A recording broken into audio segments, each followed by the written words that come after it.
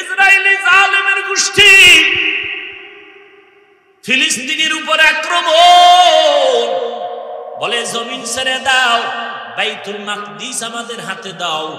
মুসলমান বলে আল্লাহর জমিনে আছি, তোমাদেরটা খাই না, আল্লাহ রিজিক দেন, জীবনটা দিয়া দিব, কিন্তু আল্লাহর ঘর হেফাজতে পিছপা হব না। আল্লাহ 5টা জিনিসের দ্বারা পরীক্ষা নিবেন। 1 নাম্বার হলো ভয়। ভয় ভয় ভয়টা আবার 2 প্রকার, আল্লাহর পক্ষ থেকে ভয়, বান্দার পক্ষ থেকে ভয়। বুঝেননি? এই ভয়ের উপরে যদি আলোচনা করি আরো 1-1.5 ঘন্টা চলে যাবে, ছেড়ে দিলাম। এই ভয়টাকেই বলে তাকওয়া। قال النبي صلى الله عليه وآله وسلم اتق المحارم تكن أعبد الناس। রহমতের নবী বলেন, তোমরা গুনার হারাম অবৈধ জিনিস থেকে নিজেকে বাঁচাও, তো মানুষের কাছে আল্লাহর কাছে দামি হয়ে যাবে। এই ভয়ের নাম তাকওয়া। যারা ভয়টা করবে তাদের নাম মুত্তাকি। আল্লাহ পাক রব্বুল আলামিন এই ভয় অন্তরে জমা করার কথা বলছেন। অর্জন করা লাগবে, অন্য জায়গা থেকে নিজে নিজে অর্জন করা যায় না। এই তাকওয়া যাদের অন্তরে থাকবে আল্লাহ তাদেরকে দুনিয়াতে 6টা পুরস্কার দিবেন, পরকালে দিবেন 2টা। পরকালের প্রথম পুরস্কার বিনা হিসাবে জান্নাত, পরকালে দ্বিতীয় পুরস্কার হলো পর্দা ছাড়া ডাইরেক্ট আমার আল্লাহর সাথে হবে মোলাকাত। ডাইরেক্ট আল্লাহর সাথে মোলাকাত হবে। জিব্রাইলের মন্তব্যটা হইছে না হয় নাই? নবীরটা বাকির লোকারটা। আল্লাহ বলেন, জিব্রাইল বলো, এত সুন্দর চমকদার মজলিসের মধ্যে আমি আল্লাহ একটা মত দিতে চাই। 4 খলিফা আমার নবীর কলিজা ফাতেমা, আমার রহমতের বন্ধু রহমতের নবীরে জানায় দাও, জান্নাতটা কিন্তু পেয়ালার মতো চমকদার হবে, এত সুন্দর। আর জান্নাতের ভেতরের নাজ নিয়ামত হবে মধুর মতো মজা, এত মজা। জান্নাতের মধ্যে কোনো অশান্তি নাই, কোনো বাথরুম নাই। আল্লাহ তাআলা হুর দিবেন 70টা করে, এমন সুন্দর রুম আল্লাহ সাজাইছেন, মধুর মতো মজা। কিন্তু এই জান্নাত পাওয়ার জন্য যে কাজগুলো করা লাগবে, কাজ দুনিয়াতে করা চুলের মতো বড় কঠিন। হ্যাঁ, 2 নাম্বার পরীক্ষা হবে আল্লাহর পক্ষ থেকে ওয়াল জু, ক্ষুধার মাধ্যমে। ইমাম শাফিঈ রাহমাতুল্লাহ আলাইহি বলেন, এখানে ক্ষুধা দ্বারা উদ্দেশ্য হলো রোজা। যেমন গত রমাজানে অনেক মুসলমান এখানে আছে রোজা রাখে নাই, চায়ের দোকানে বৈশা গল্প করছে আর বলছে রোজা রাখো না কেন? বলে আমার ঘরে কি ভাতের অভাব, আমি রোজা রাখবো কেন? এরকম কুলাঙ্গার চাঁদপুরে নাই। আমরা কি আসলে ভাতের অভাবে রোজা রাখছি? হ্যাঁ, ওরে রোজা তো হিন্দুরাও রাখে, খ্রিস্টানেরাও রোজা রাখে, ইহুদিরাও রোজা রাখে, তবে তাদের নাম আলাদা, সিস্টেম আলাদা। তাদের নাম হলো না খাওয়ার সাধনা। না খাওয়ার সাধনা হিন্দুরাও করে, বৌদ্ধরাও করে, ইহুদিরাও করে, খ্রিস্টানেরাও করে, সব ধর্মে আছে। আমাদেরটা না খাওয়ার সাধনা না, আমাদের সাধনা হলো না খাওয়ার মাধ্যমে আল্লাহ পাওয়ার সাধনা। ইয়া আইয়ুহাল্লাযীনা আমানু, ও মুমিন, কুতিবা আলাইকুমুস সিয়াম কামা কুতিবা আলাল্লাযীনা মিন ক্বাবলিকুম লাআল্লাকুম তাত্তাকুন। ক্ষুধার মাধ্যমে আল্লাহ পরীক্ষা নিবেন। ওরে শুধু কি সওয়াবের কথা? ওরে শুনো না, এই মোবাইল যারা চালাও, আজকে বাসায় গিয়ে গুগলে সার্চ দিও, গুগলে সার্চ দিও রোজার দ্বারা শরীরের ফায়দা কি। সমস্ত চিকিৎসা বিজ্ঞানীরা একমত, শরীর কন্ট্রোলিং পাওয়ার যা আছে, আল্লাহর কুদরতি কিছু পাওয়ার, এর মধ্যে একটা পাওয়ার শরীরের ব্যালেন্স ঠিক রাখার জন্য আল্লাহর পক্ষ থেকে অপরিহার্য একটা আইন হলো রোজা। শরীর সুস্থ থাকার একটা অপরিহার্য আইন, একটা নিয়ম, একটা ঔষধ রোজা। কপাল ভরারা রোজারে বানাইছে রোগের কারণ, রোজা রাখলে গ্যাস বাড়ে, রোগ বাড়ে, অথচ আল্লাহ পাকেই রোজা দিছেন রোগের ঔষধ, আর হে ঔষধের বানাইছে রোগ। কত বড় নিমক হারাম। আর রাসূল শুধু কি রমজান, আরাফার রোজা রাখছেন, আশুরার রোজা রাখছেন, আসতেছে মুহররমের রোজা, আশুরার রোজা। রহমতের নবী সোমবার বৃহস্পতিবার সপ্তাহে রোজা রাখতেন। আমি অহংকারের জন্য বলি না, একটু বুঝাবার জন্য বলি। আল্লাহর বহু বান্দারা রোজা রাখে সোমবার বৃহস্পতিবার। আলহামদুলিল্লাহ, আমিও চেষ্টা করি রাখার জন্য। এত সফর করি, এত কষ্ট করিও যদি আমি রোজা রাখতে পারি, বাবা তুমি কেন পারো না? ফরজ রোজা রমজানে রাখবা, শরীরটা সুস্থ থাকবে। এক হিন্দু ডাক্তার রমজান মাসে একটা লেখা দিছে, বিশাল লেখা, রোজায় শরীরের কি কি ফায়দা ডাক্তারি মতে। আর সে রোজা রাখে না, রোজা রাখলে রোগ বেড়ে যাবে, নাউযুবিল্লাহ। ক্ষুধার মাধ্যমে পরীক্ষা, এ বিষয়ে আর প্রতি আগাইলাম না। 3 নম্বর পরীক্ষা হবে মালের কোরবানি। ইমাম শাফিঈ রাহমাতুল্লাহ আলাইহি বলেন, এখানে মালের কোরবানি দ্বারা উদ্দেশ্য হলো যাকাত। ধনীরা যাকাত আদায় করো, যাকাত দাও। যাকাত দেওয়া এক জিনিস, যাকাত আদায় করে দেওয়া আর এক জিনিস। সারা বাংলাদেশে ঘুরি, ফাঁকে ফাঁকে সাইনবোর্ডে লেখা দেখি, দারিদ্র বিমোচন করো, দারিদ্র বিমোচন করো। জমিনে দারিদ্র বিমোচনের আল্লাহর পক্ষ থেকে একটা মহা অর্থনৈতিক আল্লাহ সিস্টেম দিয়েছেন, যাকাত দিবে ধনীরা। আমি তো আল্লাহর কসম করে বলি, আল্লাহর আইনে ধনীরা যদি পাই পাই করে হিসাব করে গরিবের যাকাত দেয়, এ জমিনে দারিদ্র বিমোচন হয়ে যাবে।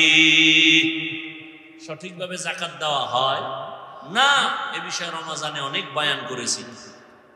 যাকাত গরিবেরা কয়তো আমি কোনো টেনশন নেই, মালও নাই, পরীক্ষাও নেই। না, তুমি তো আর একটা পরীক্ষা, জানের কোরবানি। ধনীরা দিবে মালের কোরবানি মাদ্রাসা করার জন্য।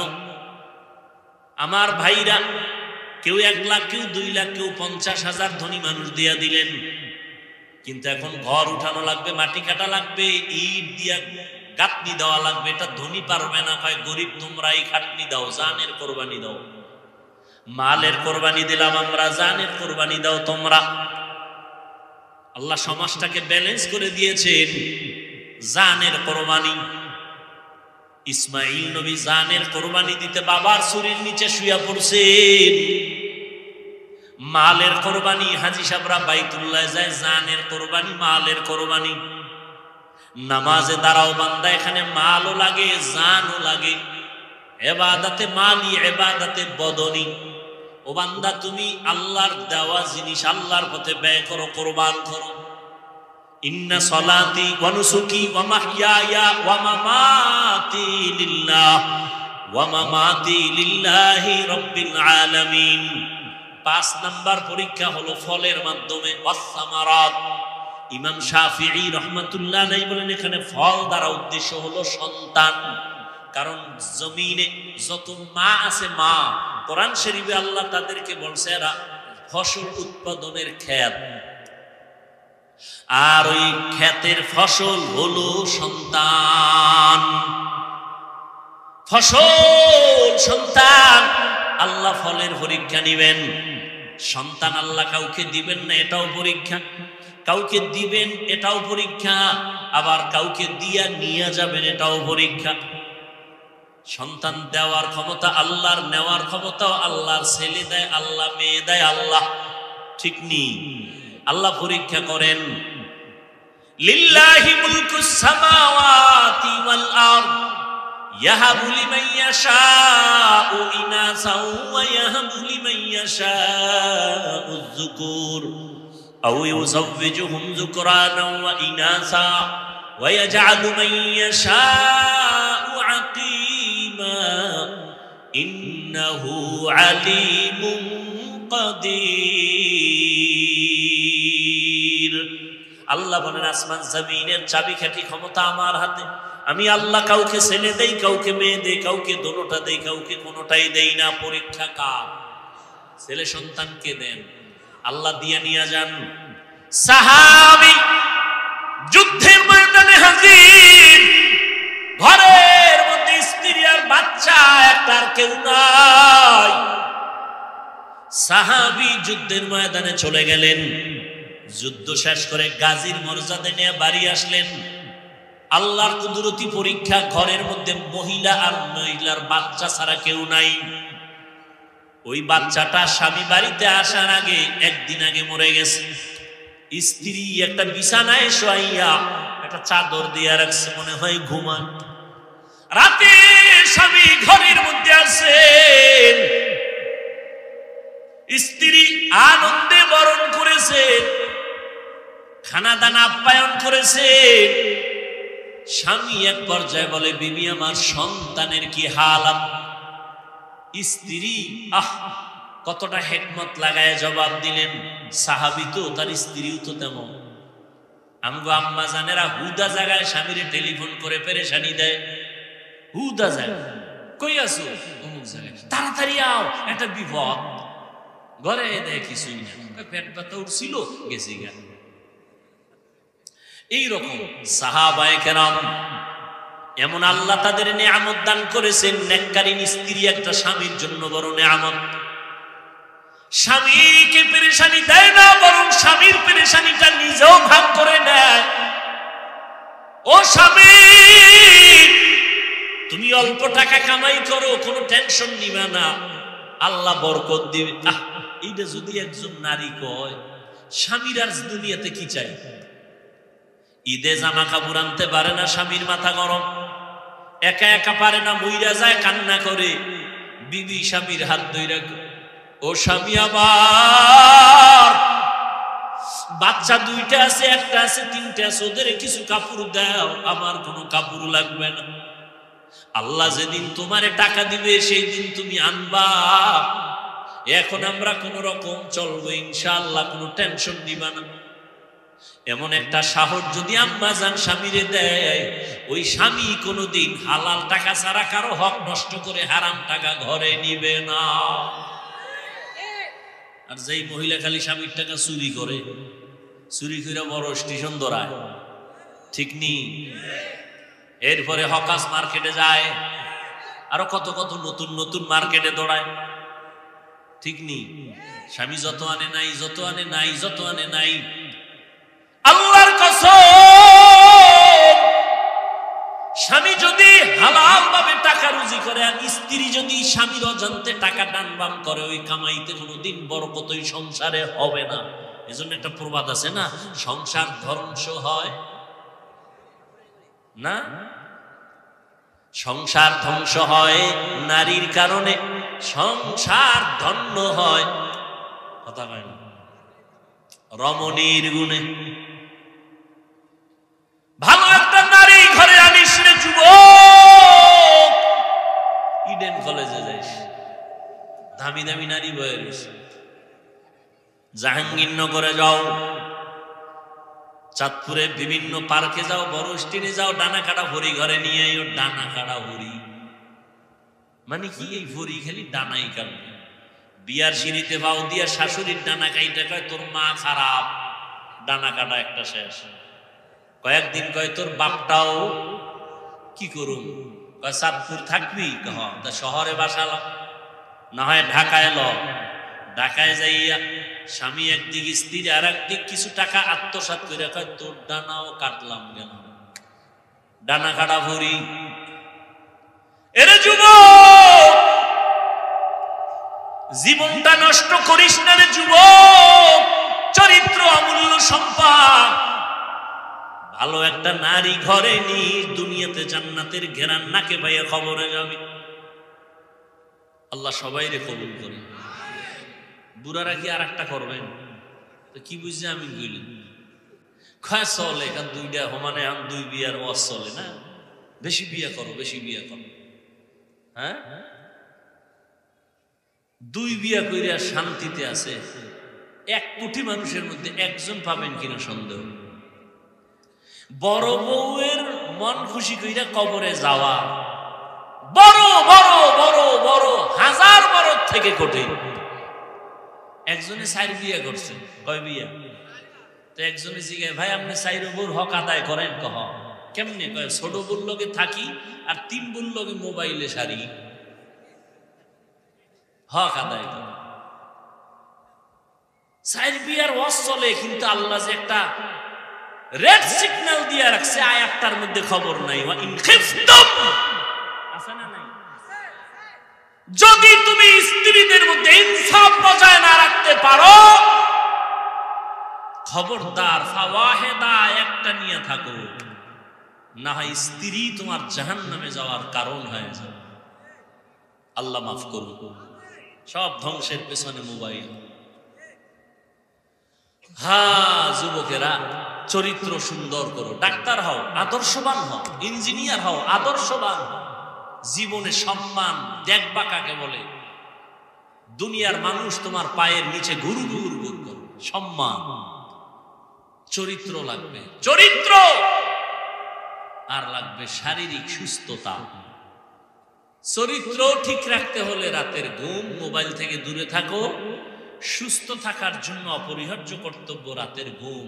দুটোটাই নষ্ট করছে এই রাতের ঘুমও নাই, চরিত্রও ঠিক নেই। কার কারণে? মোবাইল। রাতের ঘুম নাই তো শরীর নষ্ট। দেখো না, কার্টুন দেখতে দেখতে যুবক নিজেই কার্টুন হয়ে গেছে। চেহারার মধ্যে কোনো উজ্জ্বলতা নেই, তাকাইলে মায়া লাগে না। মাত্র 25, 26, 27 বছর বয়স যুবকের চেহারা ভাল্লুকের মতো, চুলগুলো উল্লুকের মতো। কবিরা গুনাহ করে সারা রাত। আর এখন নতুন মরণের আর এক ফাঁদের নাম বাইক। কি বাইক? মানে বইলেই শরীর খালি আগুন লাগে, আগুন গরম হয়। আর পেছনে যদি বিপরীত পার্স থাকে তো আরো আগুন। আল্লাহ হেদায়েত দান করুন। আবার ঢুকেও যায় ট্রাকের তলে নেই, একসাথে 2 জন, 11 জন। আহা, আল্লাহ হেদায়েত দান করুন। এরে যুবক, ভালো করে বুঝো, আল্লাহর মোহাব্বত নিয়া জীবনটারে সুন্দর করে আগাও। সাহাবী যখন বলে আমার সন্তান কই, মরে গেছে, কয় না, আমার সন্তান ঘুমায়। আসলে তো মরে গেছে। যদি এখন বলি স্বামীর মনটা খারাপ হবে, যুদ্ধ পরিচালনা করে আনছে, স্ত্রী সান্ত্বনা দিছে, ঘুমায় তো বাবাও নিশ্চিন্তায় ঘুমায় গেছে। ফজরের আজান হয়ে গেল, দুজন উঠে ফজরের নামাজ আদায় করে। এবার স্ত্রী স্বামী ডাক দিয়া কয়, স্বামী আমার মনটা খুশি নি। বলে খুশি, একটা কথা বলবো, শুনবেন নি? কয় শুনবো। মনে কষ্ট নিবেন না তো? কয় না। শুনেন, আপনারা খেয়াল করেননি, আমি 2 মিনিটে মোনাজাত দেব একটু। আর যারা গুনা টুনা নেই, এগো মোনাজাতেরও কি নেই, দরকার নেই। স্ত্রী ডাক দিয়া বলে, স্বামী আমার, কেউ যদি আপনার কাছে কোনো জিনিস আমানত রাখে, রাখবেন নি? কয় রাখবেন। সময় মতো চাইলে দিবেন নি? কয় দিব। কয় দিতে গিয়ে মনে কোনো কষ্ট পাবেন নি? কয় না। দেখছেন নি কারবার, বুঝেননি? স্ত্রী ডাক দিয়ে কয়, স্বামী আমার, আল্লাহ তাআলা আমাদেরকে একটা সন্তান দিয়েছেন, আমানত। আল্লাহ আমানত হিসেবে দিয়েছেন। সময় হয়ে গেছে, গত পরশুদিন আল্লাহ নিয়ে গেছে। এই কথা শুই না স্বামী একটা চিৎকার মেরে পড়ে গেছে। হুশে আইসা ডাক দিয়ে কয়, বিবি, আল্লাহ সন্তান দিছেন, নিয়ে গেছেন, দুঃখ নাই। তবে হাদিস আর কোরআনের বয়ানে যা বুঝলাম, ধৈর্যের পরীক্ষায় তুমি পাস। আমি নিশ্চিত তুমি জান্নাত পেয়ে যাবারে বিবি। তুমি আমার হাতে হাত রেখে একটু ওয়াদা দাও, জান্নাতে যাওয়ার সময় আমারে নিয়ে যাইবেন। কারণ কিয়ামতের ময়দানে সূর্যের গরম বড় কঠিন। মানুষগুলো, পুরুষ নারী সব উলঙ্গ দাঁড়াবে হাসরের মাঠে। সূর্যের গরমে মাথার মগজগুলো টাস টাস করে ফেটে যাবে। জাহান্নামের আগুনের গরম, জমিনটা তামা হয়ে যাবে। নবীরা পর্যন্ত নাফসি নাফসি বলে কান্না করবেন। উম্মতেরা পাগলের মতো দৌড়াবে, আল্লাহ পাক কহরিয়াতের আওয়াজ দিবেন, মারাত্মক আওয়াজ, রাগান্বিত আওয়াজ। লিমানিল মুলকুল ইয়াউম লিল্লাহিল ওয়াহিদিল কাহ্হার। আল্লাহ পাক যখন কুদরতি আওয়াজটা রাগান্বিত হালাতে দিবেন, আজকের দিনের রাজত্ব কার বলিয়া হাসরের ময়দানটা থরথর থরথর করে কেঁপে উঠবে। নবীরা পর্যন্ত গুনাহ নাই কিন্তু কান্না শুরু করবেন। মুসা নবী কাঁদবেন, আল্লাহ আমার উপায় কি হবে? ঈসা নবী কান্না করবেন, আমার কি উপায় হবে? ইব্রাহিম নবী কান্না করবেন, আমার উপায় কি হবে? আদম নবী কান্না করবেন, আমার কি উপায় হবে? নূহ নবী কান্না করবেন, আমার কি উপায় হবে? আল্লাহর নবী আম্মা জান আয়েশাকে বলেন, ও আয়েশা, কিয়ামতের দিন উম্মতেরা পাগলের মতো দৌড়ায়, কোন নবী তাদের একটু সান্ত্বনাও দেয় না। এই উম্মতরা ঘুরতে ঘুরতে ঘুরতে ঘুরতে আমার কাছে দৌড়াইবে। আম্মা জান আয়েশা বলে, নবী আপনাকে কোথায় তারা পাবে? নবী বলেন, আমি আমার মাওলার সামনে মাকামে মাহমুদে সিজদায় পড়ে কাঁদবো। সমস্ত নবীরা নিজেদের জন্য কান্না করবেন। আদম নবী বলবেন, আল্লাহ আমাকে বাঁচাও। মুসা নবী নিজের চিন্তায় কাঁদবেন। ঈসা নবী নিজের চিন্তায় কান্না করবেন। আমি মুহাম্মদ আল্লাহর দরবারে কান্না করে একবারও বলবো না, আল্লাহ আমারে বাঁচাও। একবারও আমি বলবো না। আমি আল্লাহর কাছে কদমে পড়ে কাঁদবো আর বলবো, আল্লাহ আমার উম্মতের বাঁচাও, আমার উম্মতের বাঁচাও। আমার একটা উম্মত যেন জাহান্নামে না যায়। ওই জাহান্নামে যদি ধরিয়া ফেলায় আমার উম্মত, আমি জান্নাতে যাব না। যেই উম্মতের জন্য আমি মুহাম্মদ দান শহীদ পর্যন্ত করে ফেললাম, যেই উম্মতের জন্য আমি ঘুমাইতে পারি নাই, যেই উম্মতের জন্য পেটে পাথর বেঁধেছি, ওই উম্মতের জন্য নবী কান্না করবেন। আল্লাহ বলবেন, নবী আপনি কাঁদবেন না, মাথা উঁচু করে আপনার উম্মত গুলো বাছাই করে করে জান্নাতের দিকে নিয়ে আগাইতে থাকেন। আমি আমার উম্মত গুলো ধরে ধরে জান্নাতের দিকে নিয়ে যাব। আম্মা জান আয়েশা রাদিয়াল্লাহু আনহা বলেন, নবী কোটি কোটি কোটি কোটি হাজার কোটি মানুষের ভিতরে আপনার উম্মত চিনবেন কি করে? মুসা নবীর উম্মতেরাও থাকবে, ঈসা নবীর উম্মতেরাও থাকবে, আদম নবীর উম্মতেরাও থাকবে। আমার নবী বলেন, ও আয়েশা, আমার উম্মত যারা খাঁটি উম্মত, পাঁচ বেলার ওযু বানাইয়া নামাজ আদায় করেছে, কিয়ামতের দিন নামাজের ওযুর অংশগুলো নূরের আলোতে ঝলমল করা শুরু করবে। আমি নবী দেখে দেখে তাদের জান্নাতের পথে নিয়ে যাব। ও নবীর আশিকের দল, ও বেনামাজির দল, ওই দিন যদি আমার নবীর বাসায় বাদ পড়িয়া যাও, নবী যদি তোমাকে বলে তুমি আমার উম্মত না, নামাজ পড়ো নাই, ওই দিন কিন্তু বিপরীত লাইনে তোমার হাতে হ্যান্ডকাপ লাগিয়া যাবে। আল্লাহ অর্ডার করবে, ফেরেশতা এই গুনাহগার বেনামাজির হাতে জাহান্নামের হ্যান্ডকাপ লাগাও, জাহান্নামের দিকে টেনে টেনে নিয়ে যাও। জাহান্নামের আগুন শরীরে লাগবে, কলিজা পর্যন্ত ভুনা হয়ে যাবে। ও যুবক, স্কুলে পড়ো, কলেজে পড়ো, চাকরি করো, ব্যবসা করো, কোনো বাধা নাই। আল্লাহকে পাওয়ার জন্য আলেম হওয়া শর্ত না, মাদ্রাসায় পড়া শর্ত না। অন্তরকে গুনাহমুক্ত করে দাও, মা বাবার দোয়া নিয়ে চলো, উলামায়ে কেরামের পরামর্শ নিয়ে নবীর তরিকা সুন্নাত অনুযায়ী চলো। জীবনে জবান দিয়া কাউকে কষ্ট দিও না, মা বাবারে কষ্ট দিও না, তোমার ব্যবহার দিয়া মুরব্বী উলামায়ে কেরামের কষ্ট দিও না। নবীর তরিকা মানিয়া চলো। তোমার মতো কত যুবক জীবনে মাদ্রাসায় পড়ে নাই, স্কুল কলেজে জেনারেল লাইনে থাকিয়া রাস্তায় গাড়ি চালায়, নামাজ পড়ে, তুমি কেন পারবা না রে বাবা? তোমার মতো যুবক তাকায়া দেখো, দোকানদারি করে, ব্যবসা করে, চাকরি করে, নামাজ ছাড়ে না, তুমি কেন পারবা না? ও বাবারা, বুড়ারা, আপনাদের মতো কত বুড়া মুরব্বীরা মসজিদে গিয়া পাঁচ বেলার নামাজ পড়ে, আপনারা কেন পারবেন না? ও পর্দার আড়ালের আম্মা জান বোনেরা, আপনাদের মতো কত মা, কত বোনেরা মোবাইলে সময় নষ্ট করে না, স্বামীর মাল নষ্ট করে না, 5 ওয়াক্ত নামাজ পড়ে, স্বামীর মাল হেফাজত করে, নামাজ পড়ে, কান্না করে, সন্তানগুলোকে আদর্শওয়ালা বানানোর জন্য চেষ্টা করে। ও বাবারা, যুবকরা তওবা করে নাও। জীবনে তো কম নামাজ ছাড়ো নাই, বেপরদায় কম চলো নাই, মনের চাহিদা পূরণে গুনাহ কম করো নাই। আজকে থেকে আল্লাহকে মনে মনে ডাকো আর বলো, হে মালিক, জীবনে তো বহু অন্যায় করেছি, আমার অন্যায়ের খবর মা বাবা আত্মীয় স্বজন কেউ জানে না। আজকে থেকে তওবা করে নিলাম, মরিয়া গেলে যাব, হায়াতের মালিক তুমি, ইজ্জতের মালিক তুমি। আর নামাজ ছাড়বো না, দাড়ি কাটবো না, বেপরদায় চলবো না, মা বাবারে কষ্ট দিব না, নবীজির তরিকা সুন্নাত মানিয়া, উলামায়ে কেরামের পরামর্শ নিয়ে চলবো। তওবা করার যদি অন্তর তৈরি হয়, মুনাফিকি না থাকে। কোরআন শরীফে কুকুরের গান কিসা নেই? কি বলবো কোন তো, ওই জাহেলদেরকে কি বলা যায়? এরা বলে আমরা কেচ্ছা খাইনি, রস করি। কি বুঝাতে চাও? জাতিকে কি বুঝাতে চাও? কি মেসেজ দিতে চাও?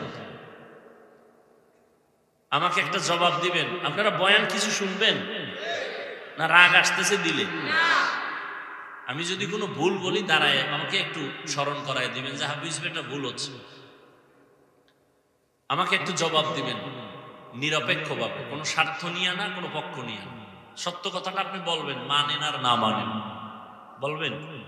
আচ্ছা বলেন তো, আমার দেশে তাবলীগের দ্বারা ইসলাম ও মুসলমানের কি পরিমাণ ক্ষতি হয়েছে? সত্যটা বলেন।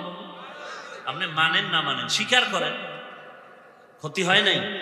সবাই একমত? আচ্ছা, 2, কওমি মাদ্রাসার দ্বারা আমার দেশের মুসলমানের ঈমান ও আমলের কি ক্ষতি হয়েছে? সত্য কথাটা বলেন। নাম্বার 3, আমার দেশে হক পীর আসেনি? আছে। এই আহলে হক পীর মাশায়েখের দ্বারা আমার দেশের মুসলমান ইসলামের কোনো ক্ষতি হয়েছে? বলেন। তাবলীগের কথা শুনে মানুষ কি দাড়ি কেটে ফেলে? চরমনাই, উজানি, বাহাদুরপুর, নানুপুর আহলে হক যারা আছেন পীর মাশায়েখ, এদের বয়ানে মানুষ কি নামাজ পড়ার থেকে বেনামাজি হয়? কওমি মাদ্রাসার কারণে এদেশের সন্তানরা সব গাঞ্জাখোর হয়, সন্ত্রাসী হয়। তাহলে সবাই একমত? যদি একমত হন, আমি রাগের ভাষায় না, মহব্বতের ভাষায় বলবো, মৃত্যু পর্যন্ত কোনোদিন 1 সেকেন্ডের জন্য তাবলীগের বিরুদ্ধে কিছু বলবেন না, কিছু লিখবেন না। কওমির বিরুদ্ধে কিছু বলবেন না, কিছু লিখবেন না। খাঁটি আল্লাহওয়ালা পীর মাশায়েখের বিরুদ্ধে কিছু বলবেন না, কিছু লিখবেন না। যদি করে থাকেন তওবা করে নেবেন। ঠিক আছে তো? ইনশাআল্লাহ আল্লাহ কবুল করেন। আপনি আরেকটা জবাব দেন, এটা অন্য প্রসঙ্গ। কিয়ামতের আগ মুহূর্ত পর্যন্ত আমাদের নবীজি আমাদেরকে কালেমার দাওয়াত দিতে, ঈমানের, ইসলামের দাওয়াত দিতে আসবেন? আমাদের নবীজি বলেন না কেন? আচ্ছা, আবু বকর আসবেন, ওমর ফারুক, কোন সাহাবা, ইমাম আবু হানিফা, ইমাম বুখারী, ইমাম মুসলিম, ইমাম তিরমিজি, ইমাম মালিক কেউ আসবেন কিয়ামতের আগে? আচ্ছা, এবার আপনাকে প্রশ্ন, আমরা জান্নাতে যাব না? কথা বলেন। ইনশাআল্লাহ। জান্নাতের ঠিকানা আছে কোরআন হাদিসে। কোথায়? এই যুবকরা জবাব দাও, জান্নাতের ঠিকানা কোথায়? কপাল খারাপ, তুমি কোরআন শরীফের আরবি বুঝো না, হাদিসেরও আরবি পারো না। এখন তোমার জান্নাতে যাইতে হলে কোরআন হাদিস থেকে ঠিকানা নিতে হবে। তুমি এখন কোরআনও বুঝো না, কোরআনের ব্যাখ্যাও বুঝো না, হাদিসও বুঝো না, হাদিসের ব্যাখ্যাও বুঝো না। তোমার পথ কি? নবীও আসবে না, আবু বকরও আসবে না, সাহাবায়ে কেরামও আসবে না। এখন পথ কি তোমার? কি পথ? একটা পথ খোলা, উলামায়ে আহলে হকের পরামর্শ নিয়ে কোরআন সুন্নাহ অনুযায়ী চলা। কথা ঠিক? কিন্তু তুমি চায়ের দোকানে বইয়া মোষে তেল লাগায়া বলো আমি কোনো ওলিয়া উলিয়া মানি না, ব্যক্তি মানি না, মাযহাব মানি না, আমি কোরআন হাদিস মানি। তুমি কোরআনের আরবি বুঝো না, হাদিস বুঝো না। তুমি যদি বলো আমি কোনো ব্যক্তি মানি না, আমি কোনো মাযহাব মানি না, আমি কোনো ওলিয়া উলিয়া মানি না, আমি কোরআন হাদিস মানি, তুমি কোরআন হাদিস মানা কি জিনিস তুমি বুঝোই না। বুঝই না কোরআন হাদিস মানা কি জিনিস। আমি তো সারা বাংলাদেশে কসম খাইয়া বলি, কসম খাইলে কথার গ্রান্টেড আরো বাড়ে। আল্লাহর কসম, জমিনে যারা বলবে আমরা ওলিয়া উলিয়া মানি না, এরা কোরআন শরীফ মানে না, বুখারী শরীফ মানে না, এরা বাতিল, এরা ভণ্ড। এদের যারা ভণ্ড স্বীকার করে না তারাও ভণ্ড। কথা বুঝাইতে পারছি? যারা বলে ওলিয়া উলিয়া মানি না, এরা কোরআন শরীফও কোন বুখারী শরীফও মানে না, এরা হক না বাতিল। এদের যারা বাতিল বলে না তারাও বাতিল। আল্লাহ হেদায়েত দান করুন। তো বলতেছিলাম নুজহাতুল মাজালিস একটা ঘটনা। ধৈর্য নিয়া স্বামী আর স্ত্রী, স্ত্রী স্বামীকে বলে তুমি আমাকে কেমন মহব্বত করো, বলে সীমাহীন। বলে দলিল, তুমি আমার জীবন, তুমি আমার মরণ, যা চাইবা তাই দিব। স্ত্রী আবার বলে যা চাইবো তাই দিবা, বলে অবশ্যই দিব। স্ত্রীও মোটামুটি দিনদারি, স্বামীকে একটু পরীক্ষাও করার নিয়ত, আসলে দিবা কদিন, তালাক দাও, তালাক কি দাও? স্বামী বলে মরে গেল তালাক, বলে তুমি ওয়াদা করছো দিবা, দাও। দুইজনে হালকা তর্ক সমাধানের জন্য ওই যুগের নবীর কাছে রওয়ানা। রাস্তার মাঝে গিয়া স্বামী বেচারা পইরা গিয়া পাও ভাঙছে, চিৎকার দিয়া কাঁদে, আল্লাহ আমারে বাঁচাও। স্ত্রী কয় নবীর দরবারে যাব না, বাড়িতে চলো। বাড়িতে গিয়া স্বামীর হাত ধরে বলে আমি যে তালাক চাইছিলাম কথাটা ফিরাই নিলাম, মাফ করে দাও। স্ত্রী বলে চাইলে কেন, চাওয়ার পরে আবার ফিরাই নাও কেন? স্ত্রী বলে তুমি রসুলের হাদিস শুনাইছো না? কি মুসিবত, আল্লাহ যাকে ভালোবাসেন তাকে মুসিবত দিবেন। আমি যে তোমার ঘরে সংসার করছি এত বছর কোনো মুসিবত পাই নাই, তোমার কান্নাকাটি ছিল না, আহ শব্দ ছিল না। বুঝলাম যেখানে মুসিবত নাই ওখানে খোদার রহমত নাই, আমিও নাই, তালাক চাইছি। কিন্তু যখন রাস্তায় গিয়া পাও ভাঙছে, আল্লাহকে ডাকছো, কান্না আসছে, আহ শব্দ বের হয়েছে, আমি হাদিস অনুযায়ী ভেবে নিলাম রহমত নাজিল হয়েছে। যেখানে আল্লাহর রহমত আছে আমিও আছি। আর আমগো হালকা মুসিবতে পড়লে এলাকার কমিশনার থেকে গালাগালি শুরু করে খোদা পর্যন্ত যায়, ঠিক নেই? অথচ আল্লাহ বলেন অবশ্যই আমি মুসিবত দিয়া পরীক্ষা করবই করব, 5টা জিনিসের মাধ্যমে। পাস করার জন্য পুঁজি লাগবে একটা, নাম কি বলেন? ধৈর্য। দাম কত? ধৈর্যের পরীক্ষা দিলেন ইব্রাহিম নবী ইসমাইলের শরীর তলে নিয়ে। বাবারও যেমন ধৈর্য, সন্তানেরও তেমন ধৈর্য।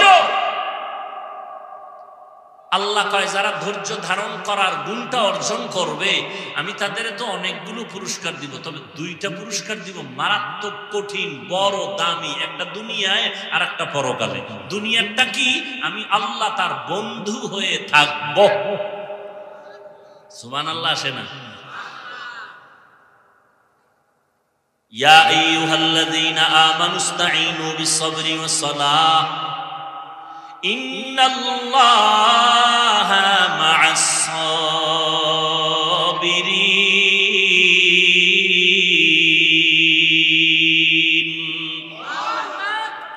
আল্লাহ বলেন আমার কাছে সাহায্য প্রার্থনা করো সালাত ও সবর ও সালাতের মাধ্যমে, নিশ্চয়ই আমি আল্লাহ সাবিরিন যারা ধৈর্য ধারণকারী তাদের বন্ধু হয়ে থাকব। বন্ধু হয়ে যাবেন না, বন্ধু হয়ে থাকবেন সারাক্ষণ। আল্লাহ যদি বন্ধু হয় কোনো পেরেশানি আছে? আছে কোনো পেরেশানি? কোনো পেরেশানি নেই, দুনিয়াতেও নাই। ধৈর্য ধারণকারী যারা তাদের জন্য আর একটা বড় পুরস্কার পরকালে। কি? যেদিন নবীরা পর্যন্ত আল্লাহর আযাবের ভয়, সূর্যের গরম, জাহান্নামের আগুনের গরমে বেকারার হয়ে যাবে, নবীরা যাদের কোনো গুনাহ নাই, সেই দিন আমি আল্লাহ ধৈর্য ধারণকারীদের বলবো বিনা হিসাবে জান্নাতে চলে যাও। ইন্নামা ইউওয়াফাস সাবিরুনা আজরাহুম, ইন্নামা ইউওয়াফাস সাবিরুনা আজরাহুম বিগাইরি হিসাব। জান্নাত দিবেন বেগায়েরে হিসাব। জান্নাত চাইতো ইনশাআল্লাহ, হিসাব দিয়া না হিসাব ছাড়া? হিসাব দিয়া না হিসাব ছাড়া? আল্লাহ কবুল করেন। বেহেশত আযা কে আজারে নবাশত কসে রাবা কসে করে নবাশু। আল্লাহ তাআলা বলেন আমি 5টা জিনিসের দ্বারা পরীক্ষা নিব। পাস করার জন্য একটা পুঁজি লাগবে। পুঁজির নাম কি? ধৈর্য। ধৈর্যটা হাদিস শরীফে নবী বলেন নিসফুল ঈমান, ঈমানের অর্ধেক হলো ধৈর্যের ভেতরে। ইয়া আইয়ুহাল্লাযীনা আমানুসবিরু ওয়া সাবিরু ওয়া রাবিতু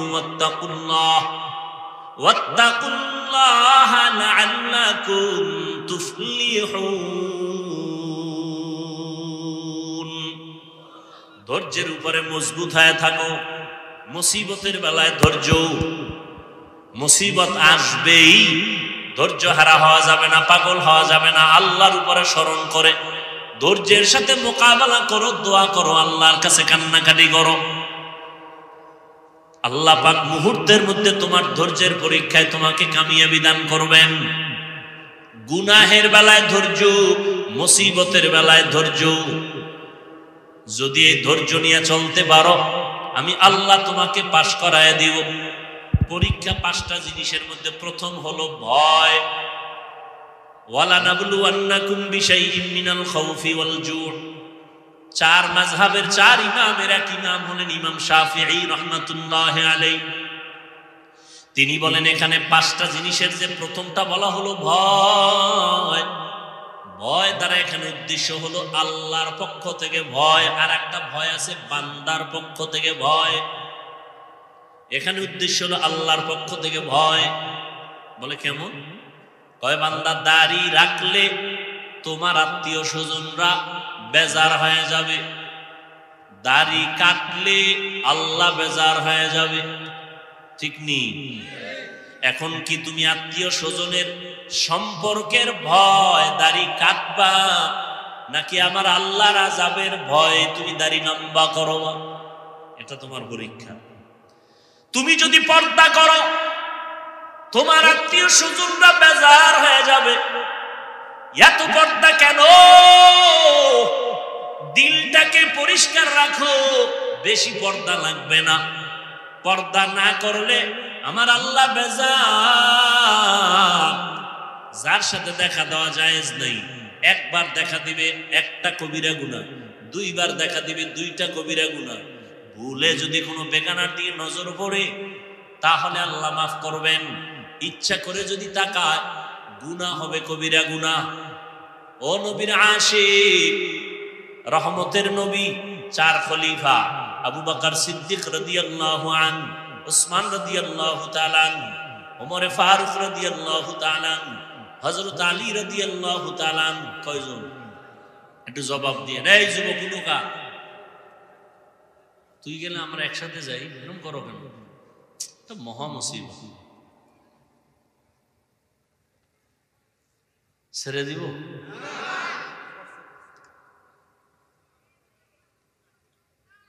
কি ব্যারাম, কি বয়ান করলে এরা বসবে আল্লাহ ভালো জানে।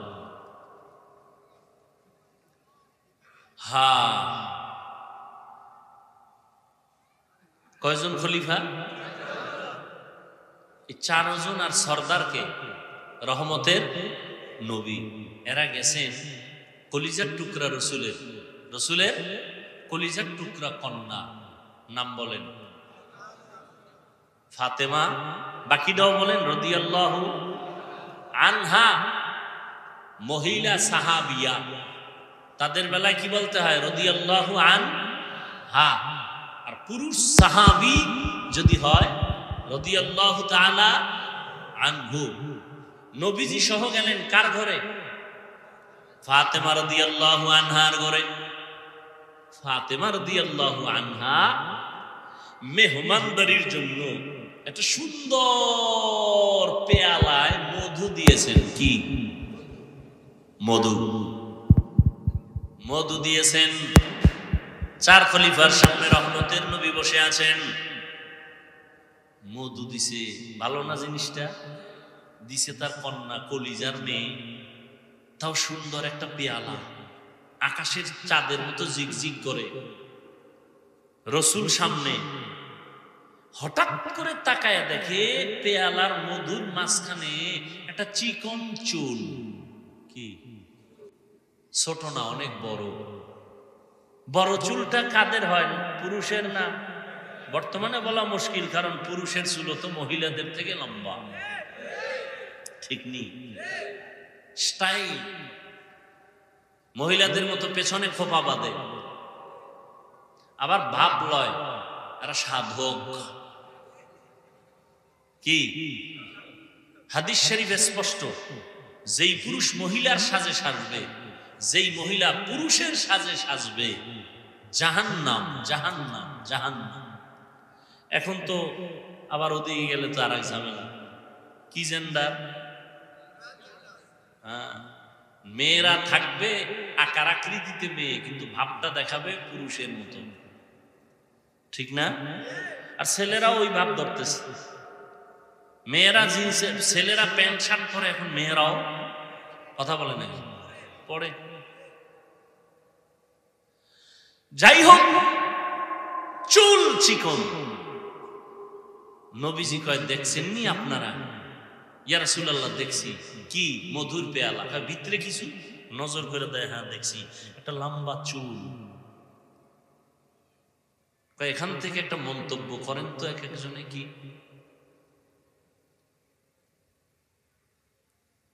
আবু বকর বলে, আমি একটা মন্তব্য করি। বলে কি? মানুষের ঈমান চমকদার পেয়ালার মতো, হ্যাঁ, আমল মধুর মতো মিষ্টি, আমল ইখলাস চুলের মতো চিকন, চুলের মতো চিকন। ওমরে ফারুক, আপনি একটা মন্তব্য করেন। ওমরে ফারুক বলেন, ইয়া রাসূলুল্লাহ, আমি একটা মন্তব্য করি। দুনিয়ার চেয়ারে বসাটা পেয়ালার মতো চমকদার, আদল ইনসাফ প্রতিষ্ঠা করা, ক্ষমতায় বসিয়া মানুষের শাসন করা মধুর মতো মজা, কিন্তু ইনসাফ বজায় রাখা চুলের মতো কঠিন। চেয়ারেও বইছে, খুব মজা। চেয়ারে বলে একটা ভাবই তো আলাদা। কি ভাব? আলাদা। মানুষের বিচার আচার করে, এখানেও একটা মজা আছে না নেই? ডানেও টাকা, বামেও টাকা। ইনসাফ ঠিক রাখা কির মতো কঠিন? চুলের মতো কঠিন। ওসমান রাদিয়াল্লাহু তাআলা আনহু বলেন, ইয়া রাসূলুল্লাহ, আমি একটা মন্তব্য করি। বলে, করেন। রহমতের নবী আমার, আল্লাহ পাকের কোরআন ও হাদিসের ইলম এ পেয়ালার মতো চমকদার, আমল করা, ইলম অর্জন করাটা মধুর মতো মজা, কিন্তু ইলম অনুযায়ী আমল কইরা আল্লাহ পাওয়া চুলের মতো বড় কঠিন। এত সুন্দর মজলিসটা কেমন মনে করেন? দেখছেন নি? নবীজি মজাক করেন, মজা করতেছেন। নবীজি কি করতেছেন? মজা করতেছেন। খুব সুন্দর মজা। মজার মধ্য দিয়া হেদায়েতের আলো আসতেছে। কি আলো আসতেছে? আর আমগো মজার ভিতরে দিয়া গুনাহ আসতেছে। গুনাহ, মজা করি গুনাহ দিয়ে। নাউযুবিল্লাহি মিন যালিক। আল্লাহ হেদায়েত দান করুন। হ্যাঁ, হযরত আলী আছে না নাই? নবী যদি অনুমতি দেন আমি একটা করি। হযরত আলী ডাক দিয়ে এখন, ইয়া রাসূলুল্লাহ, দিন কায়েম, দুনিয়াতে দিন কায়েমের জিহাদে যাওয়া পেয়ালার মতো চমৎকার, ওই রাস্তায় শাহাদাতের পেয়ালা পান করা মধুর মতো মিষ্টি, কিন্তু আল্লাহর মোহাব্বত নিয়ে যুদ্ধের ময়দানে জীবনকে বিসর্জন দেওয়া চুলের মতো বড় কঠিন। ফাতেমাকে আব্বা এত সুন্দর মজলিসে মতামত নিতেছেন, আমার একটা নিবেন না? নবী বলেন, মা তুমি বলো, তোমারটাই তো নিতে আসছি, বলো।